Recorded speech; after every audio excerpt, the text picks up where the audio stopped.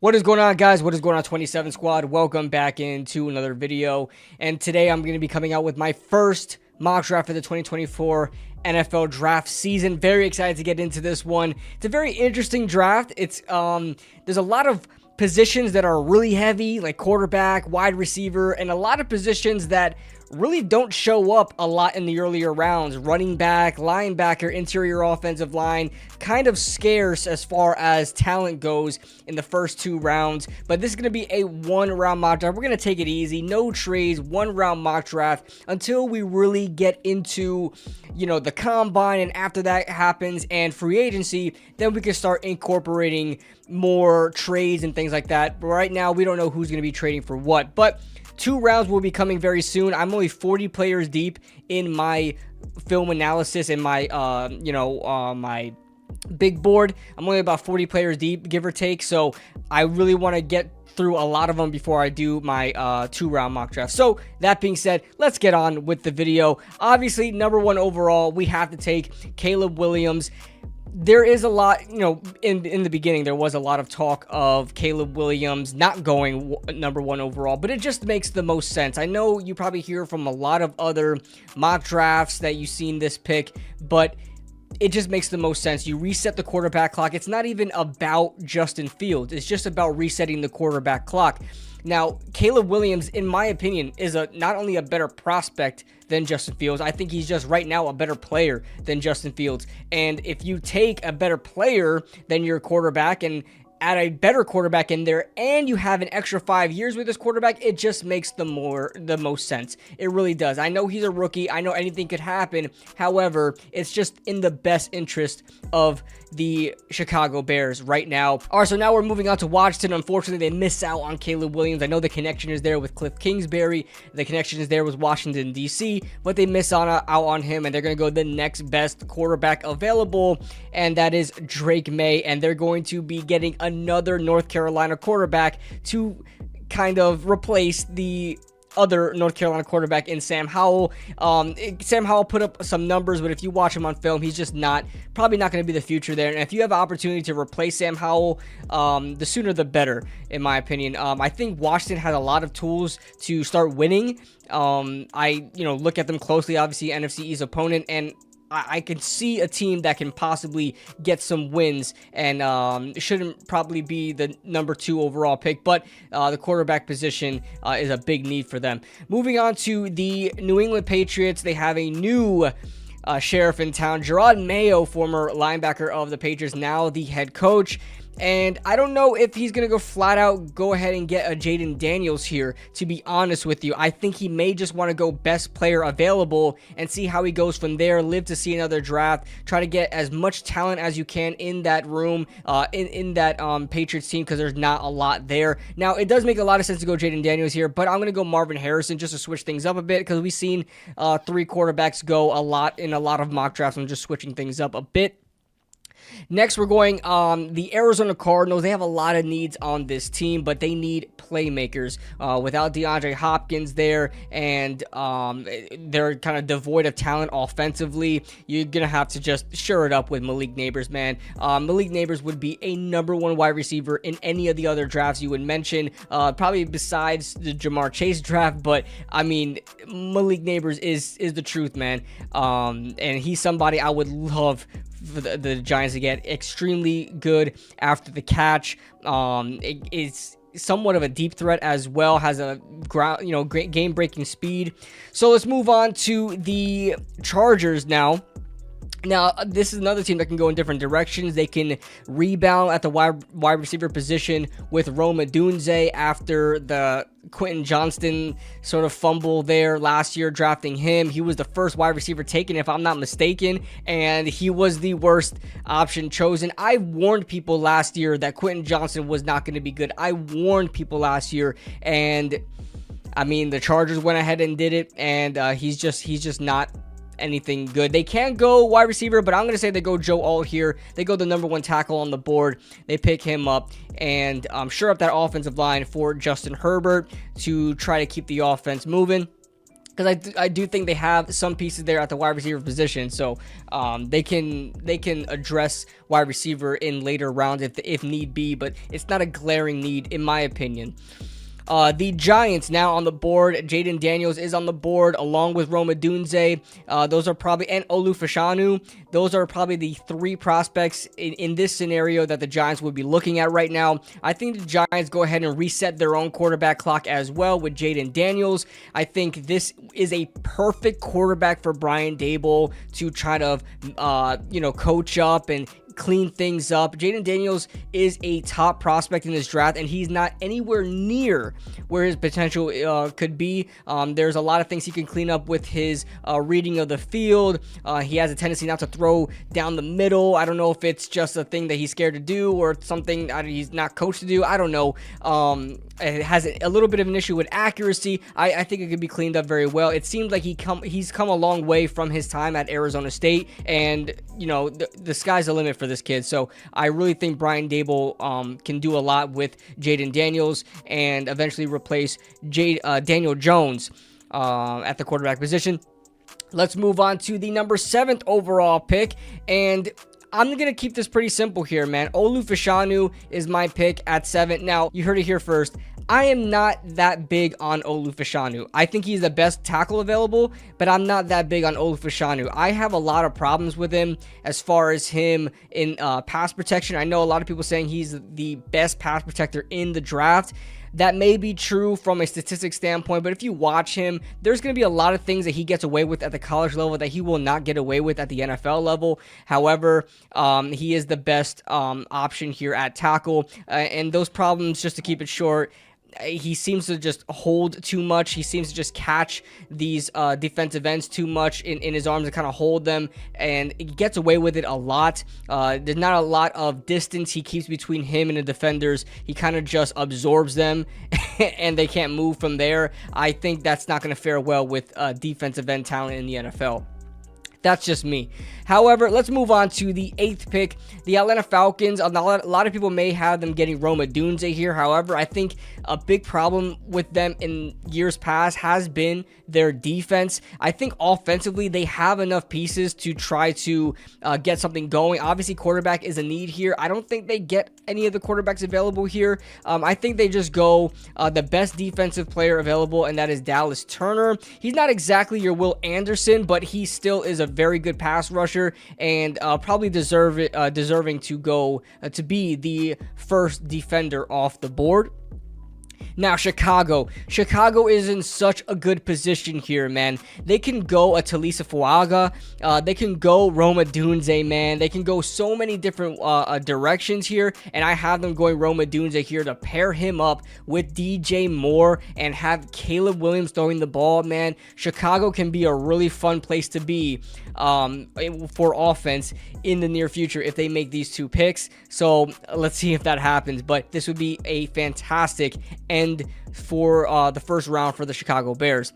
The New York Jets are on the clock, and I think that this has to be any of the offensive line talent that you have. This offensive line is not good at all. They've tried and failed with multiple different players. They have something going with Elijah Vera Tucker. I don't know if you're gonna, keep him at tackles, keep him at guard. I don't know where you're gonna put him, but Talisa Fuaga is probably the next. I don't know why this just did this. Talisa Fuaga is the next player available at the offensive line, at the offensive tackle position that it would benefit your team at this spot. So yep, Talisa Fuaga at 10. Let's move on to Minnesota at 11. A lot of people have them taking Bo Nix here, Michael Penix, JJ McCarthy, whoever you like there at 11 for quarterback. I have them going in a different direction, man. Their defensive line needs to get rejuvenated. Their defensive line has a ton of free agents, and everybody's gone. They have to bring in more pieces, and I'm going to have them kind of getting a bit younger at the defensive line position on the defensive line. Getting Jared Verse here, man. He's a favorite of mine. He's a favorite of mine in this draft. I watch his film, and I mean, of course, last year was a lot better as far as his production on the field. His stats are relatively the same as far as from what I saw. but I mean, his kind of play was a lot better in 2022. Hopefully, he gets back to that how he was in 2022. But Jared Verse is a fantastic player and should be good there in Minnesota. I think fits the scheme pretty well, and he's definitely going to be an end. Definitely not fitting for a 3-4. So let's move on to the Denver Broncos. It's the writing's on the wall for Russell Wilson. Now we're hearing that his house is for sale. He's listening to offers, things like that. He's ready to get out of Denver. So I think the Broncos have to make a decision here and try to get themselves a quarterback very quickly, because the Denver Broncos aren't a bad team at all. I really don't know. I mean, they went on like a 7-game winning streak, and that is a Denver Broncos that everybody thought this team should be when Russell Wilson arrived. And they just haven't been. And I really think they have the players to get it done. They can clean some things up, with a couple positions in free agency. But I think they have enough pieces, man. I'm going to have them getting Bo Nix. I think Bo Nix would be a perfect quarterback for Sean Payton to groom up. Bo Nix is another guy that has a lot of things to clean up, but can be a very good quarterback in this league, in my opinion. And I know, listen, I'm a huge Bo Nix hater, okay? I watched him at Auburn. He was absolutely garbage. I didn't want to believe too much of what I was seeing with Oregon, but you turn on the film, the talent is there. He has a little bit of a problem with like doing first reads and running, or doing first reads and throwing the ball away, or kind of sticking to his first reads, and a little bit of accuracy issues, but I think Bo Nix would be a good option for Sean Payton to pick up. Moving on to the Raiders.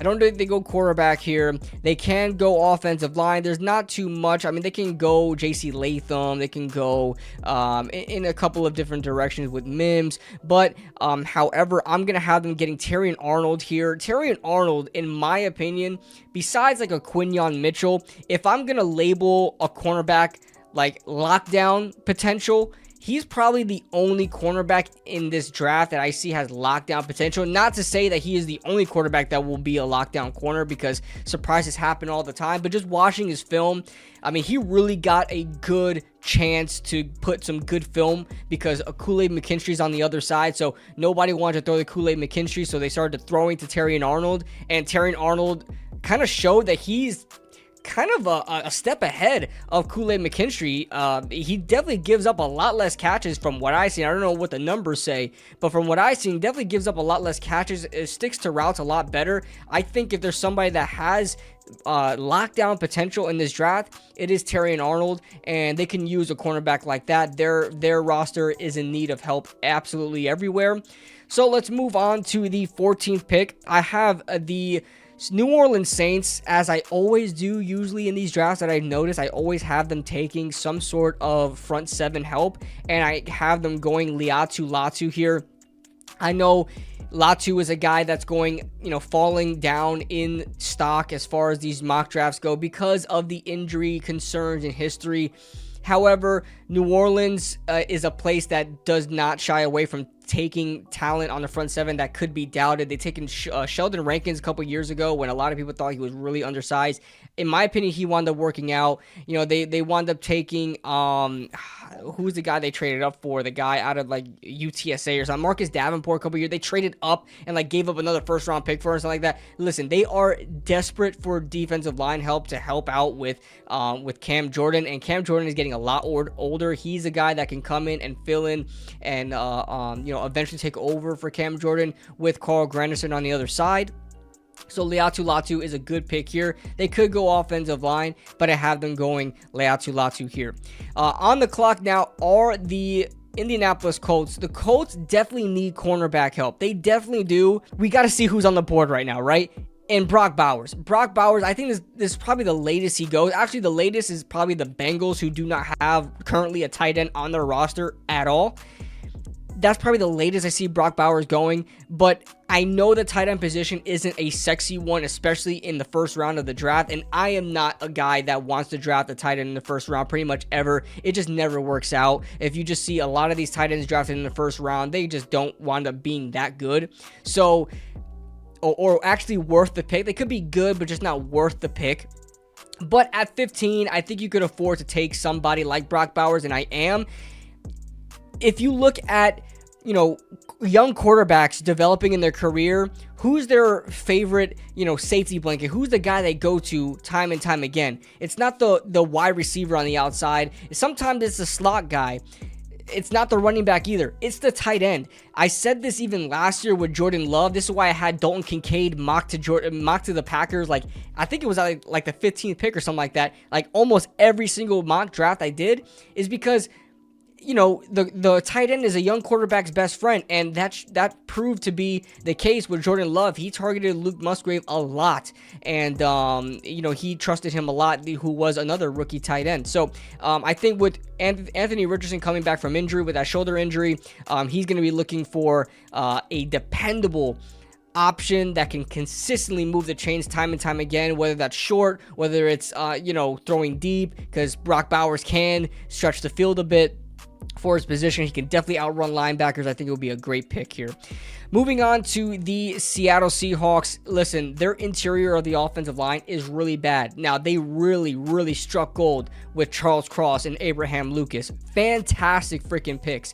Now they have to focus on the interior, and the only interior player that is worth taking in the first round that I've seen so far is Jackson Powers Johnson. Man, is this guy such a great center prospect. I almost wish the Giants had gotten a guy like him. I like John Michael Schmitz. By the way, what is it with centers and three names? But I like John Michael Schmitz, but man, Jackson Powers Johnson is better. I mean, he's a lot better. He's very fun to watch on film. Absolute mauler and very smart, high IQ center. And I know a lot of people say that about centers because they're supposed to be very smart, but he has a very good awareness of where he should be, who to help, and which blocks to move off of. I mean, he passes on. I mean, there was this one play where he just passed on a stunt and took on another at the same time. It was just, I mean, I love this film. Love the film. Just to keep it short and simple. I think Jackson Powers is probably the earliest he goes, and I think it makes a lot of sense, and I would not blame Seattle for going here. Moving on to the Jacksonville Jaguars. There are a couple positions they can target here. However, I think they need a little bit of a boost with their offense. Their wide receiving core is very underwhelming, in my opinion. I mean, you're paying Christian Kirk a lot of money. He's shown to be pretty dependable. Calvin Ridley's okay too, but Zay Jones is Zay Jones. You have this guy Parker Washington, who's a smaller slot guy, right? Get a bigger wide receiver that's a deep threat that you can play on the outside, that can stretch the field, that can open things up short for a guy like Calvin Ridley or Christian Kirk. And go ahead and get yourself a Brian Thomas Jr. Man, I was watching Jaden Daniels. I was watching even Malik Neighbors. And I was like, yo, who is this number 11? Who is this number 11 that is constantly going deep, constantly getting behind the defense? And he looks pretty damn tall. He's 6'4". I believe he's under, I believe he's right around 200 pounds. I could be wrong about that. But, man, I can check right now with PFF. He is 6'4", 205. But, man, this guy has burners. It takes a little bit of acceleration time, but he gets down the field, and when he does, you're not catching him, and he has pretty decent hands at that, and also a pretty good route runner on the outside. I will say, a lot of these deep threats, you would probably think they have a good route running ability, but he can definitely move his feet pretty well.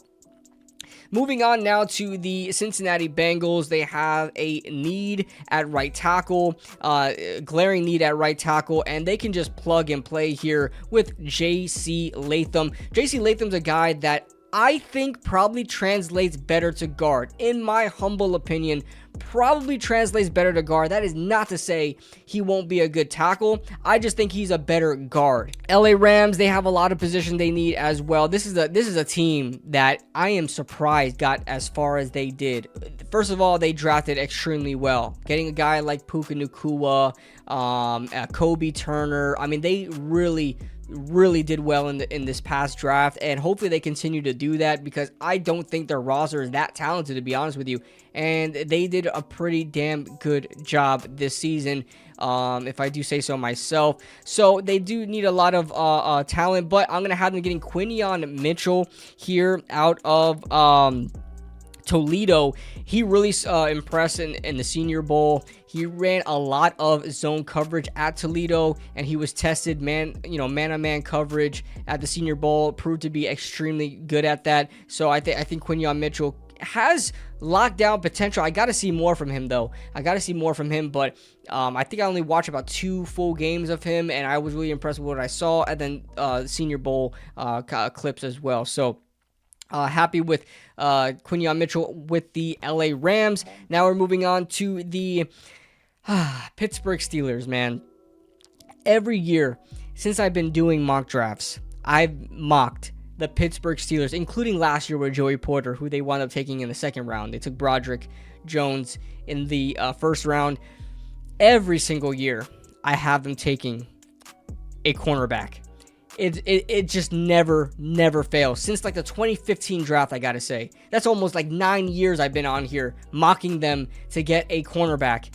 And I'm doing the same exact thing this year. They are taking Nate Wiggins, the cornerback out of Clemson. Another cornerback that they drafted. I don't know if they've ever drafted a cornerback out of Clemson before. Maybe I'm wrong. Mackenzie Alexander? No, he went to Minnesota, right?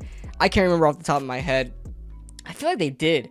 I could be wrong about that, but I feel like they did draft a cornerback out of Clemson before. I could be completely wrong. But let's move on to the Miami Dolphins. They need a lot of help with the offensive line. Shout out to Broshmo, who's a Dolphins fan. He said, hey, get offensive line. Doesn't matter what it is, get offensive line. I got you, bro. Say less. Amarius Mims here out of Georgia. I don't know what they're going to do with Austin Jackson. I did not like Austin Jackson out of USC. He was one of my hated players in that draft, but I heard that he had a decent season this year, and interested to see what they do with Terron Armstead, who is 75 years old at this point, so don't know. Let's move on to the Philadelphia Eagles. Such a talented team. I hate to say it, I'm a Giants fan. Such a talented team. But their one Achilles heel is their pass defense. So there is no excuse. Absolutely no excuse. You got to go defensive back here. And I'm going to have them taking Kool-Aid McKinstry here out of Alabama. Second cornerback out of Alabama off the board. And that is just a no-brainer type of pick there for me. Moving on to the Texans. I couldn't wait to talk about this player. Jerzon Newton, man. Jerzon Newton is one of my favorite players. I'm going to make a video on my favorite players in this draft. They don't necessarily need to be the best players in the draft, but Jerzon Newton, I think, has potential to be one of the better defensive tackles in the NFL. I think he's so disruptive. In the gap, so disruptive on the interior of the offensive line, man. And I think he's gonna work wonders. He's gonna be a steal in the first round. It's hard to find a position where he should go. There's a lot of other players that are needed for different teams at a certain position. So I'm gonna have Jerzon Newton being taken here by the Texans. Moving on to the Dallas Cowboys. Who do I have the Dallas Cowboys taking? Okay, it's got to be the Tyler connection. You drafted Tyler Biadasz a couple of years ago at center, who I wanted, but they took him. I believe it was around the 4th round they took him. And then you went ahead and got Tyler Smith out of Tulsa, who proved to be a really good player. I didn't think he was going to be that good, but proved to be a really good player, proved me wrong, and now you're going to go tackle Tyler Guyton. I don't know where you'll put him, right or left, doesn't matter. Don't know what you're really going to do with Tyler Smith either, but you'll figure it out. They're the Dallas Cowboys. They draft offensive line. They know what they're doing. Tyler Guyton would be a good fit there out of Oklahoma. Moving on to the Green Bay Packers. The Green Bay Packers have a glaring need at defensive back. They have a couple of free agency at the safety position as well. And looking at who I have left on the board, I went with Cooper DeJean. Cooper DeJean, man, I want him to be the best cornerback in the draft, just because he's an underdog. Okay, first white cornerback being drafted in the first round, and I think forever. I mean, let's be real here. I know Troy Apke broke that, who's a safety that played cornerback at one time for Washington, but he's a real white cornerback, right? First one since Jason Sehorn. for the Giants. So I'm really rooting for the kid. I really like him as well. He's a guy that has a lot of flexibility. I think you could play him anywhere. A lot of people saying he's just an outside. He should just be an outside corner. I tend to agree with that as well. But I think he also has flexibility elsewhere, and if you have needs at a lot of different positions, including like nickel corner, things like that, I think, you can't go wrong with Cooper DeJean here. So let's move on to the Tampa Bay Buccaneers. They're another team that has a lot of needs, especially on the defense. They have a lot of needs. However, where do I have them going here? I'm going to have them going Troy Franklin, the wide receiver out of Oregon. Really tall, really fast, runs great routes, great release game. I mean, this guy has a arsenal of releases. I was really impressed with a guy his size able to move his feet as well and not kind of slow down or not kind of be. He's a pretty light as well. So I was really impressed by that. And, having Baker Mayfield there, he's a free agent, but I think he's coming back. Having Baker Mayfield there who likes to air the ball out. You have other players that go deep as well, like Mike Evans and, Trey Palmer and, whose name is escaping me right now. Chris Godwin. How the hell his name escapes me? But these are guys that go deep a lot, right? These are guys that, stretch the field. Mike Evans, who's a big, possession receiver, still has that speed to get downfield. I think you add to that with Troy Franklin here.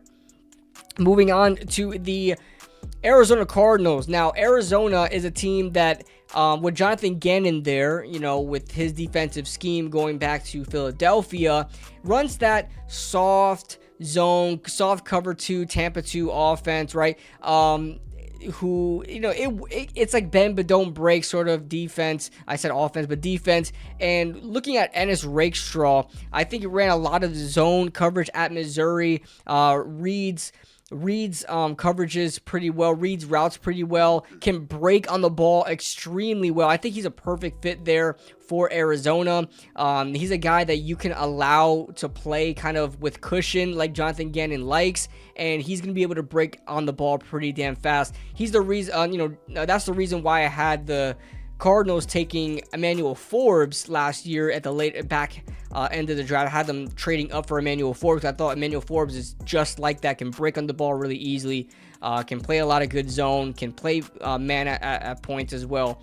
And I think Ennis Rakestraw is like this year's version of that, this year's Emmanuel Forbes. So not exactly in play style. But let's move on to the Buffalo Bills.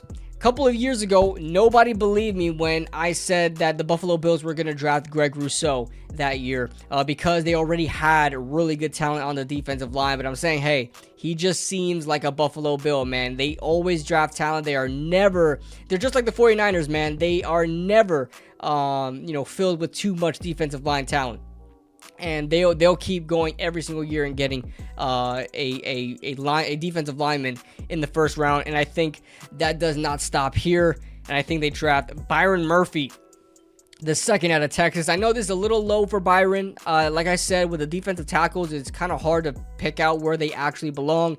I wish Jerzon Newton would go a little higher. I wish Byron Murphy would go a little higher. However, this is where the chips fall, and I think Byron Murphy is a perfect fit here in Buffalo. They really have a MO of being disruptive up front, especially on that interior. They've gone in plenty of drafts and addressed the interior defensive line. Now you got Ed Oliver there to pair up with, and I think this would be a really good pairing with Byron Murphy. You may get a little problems with stuffing the run, as Ed Oliver and Byron Murphy aren't exactly run stuffers, but I think they'll be very disruptive on passing downs. Moving on to the Detroit Lions. Detroit, man, so happy to see what they did this year. Just the absolute grit, their favorite word over there. They exceeded expectations. They had the whole world rooting for them. And Dan Campbell, man, a national treasure. So let's have them upgrading their team here with addressing the cornerback position. They're a team that does not exactly have a lot of needs. I think they can really go next season and with the same team and run it back, you know? But the cornerback position probably seems to me like the position that needs the most help. And I'm going to have them taking Kamari Lassiter here out of Georgia.